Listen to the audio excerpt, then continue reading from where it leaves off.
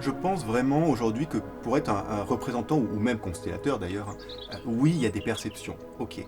Mais en même temps, il faut avoir un côté très cartésien. Quand je dis cartésien, en tout cas, un côté. Moi, quand je suis né, je croyais en rien. C'est-à-dire que j'avais besoin qu'on me prouve. Et en fait, quand je suis arrivé évidemment dans les constellations, après plusieurs années de formation, j'avais besoin qu'on prouve, qu'on me montre les choses. Et je crois que la meilleure façon en fait de me prouver en fait ce qui se passait, c'est de moi-même rentrer en représentation. Et là, je me suis dit bah oui, ce que tu es en train de sentir, cette lourdeur ou cette chaleur qui monte, bah je peux pas dire que ça n'existe pas parce que je le sentais là dans mon corps physique.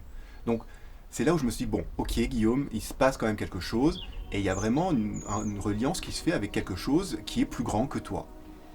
Et après, ça, on l'affine évidemment au fur et à mesure. Donc, pour les personnes où ils sentent qu'il y a un appel, ils vont pouvoir affiner leur perception, leurs sensations. Et on ouvre un peu plus le champ des perceptions, comme un muscle. Ça se travaille, hein, c'est petit à petit on ouvre,